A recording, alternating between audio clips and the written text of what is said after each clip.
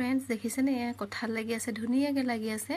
এয়া কঁঠালকিটা কিন্তু পকিলে খাবলৈ খুব ভাল হয় আমি হাতেৰে ঢুকি পতে লাগি আছে দেখিবলৈ ইমান ভাল লাগিছে আৰু এয়া লাগি আছে ৰাবাব টেঙা জবা কিন্তু খুব লাগে কিন্তু আমি খাবলৈহে খুব কম পাওঁ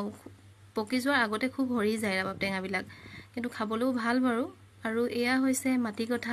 কঁঠাল এটা দুটা ডাঙৰ হৈছে সাইডত আৰু আছে কিন্তু ভালকে নুঠিলে ভিডিওটোত মাটি কঁঠাল কিটাও খাবলৈ ভাল হয় আৰু সাইডত এয়া নেমু টেঙা লাগি আছে কাজি নেমু আৰু এয়া হৈছে ডালিম কেটামান আমি খালো কিন্তু বৰ্তমান গছত এটাহে আছেগে এটো আৰু কেঁচা হৈ আছে পকিলা খাব লাগিব আৰু ডালিমৰ ওচৰতো এয়া অলপ নেমু টেঙা লাগি আছিলে কাজি নেমুটো খুব ধুনীয়াকৈ লাগে দেখিয়ে ভাল লাগে ইমান ধুনীয়াকৈ লাগিছে বাৰীখনত কাজি নেমু আৰু এইফালে আছে আপোনালোকে দিয়া দেখিব এয়া হৈছে চৰিফা এই চৰিফাটো কাইটটো অলপ ছুটি কিছুমান চৰিফা আছে কাইটটোখন অলপ ডাঙৰ এটো অকন বেলেগ ধৰণৰ হয় এটো চৰিফা কিন্তু খাবলৈও ভাল হয় আৰু ইয়াৰ এই চৰিফাৰ ওচৰতে আছে আগৰতে এটা ভিডিওত মই দেখুৱাইছিলো আৰু আপোনালোকে বহুতে চিনিও পাইছিলে কমেন্ট কৰিছিলে এয়া হৈছে ডিমৰু এই ডিমৰু বিলাকো কেঁচা হৈ আছে পকিলে খাবলৈ খুব ভাল হয় কিন্তু পকিলে চৰাইও আহি খুব খায়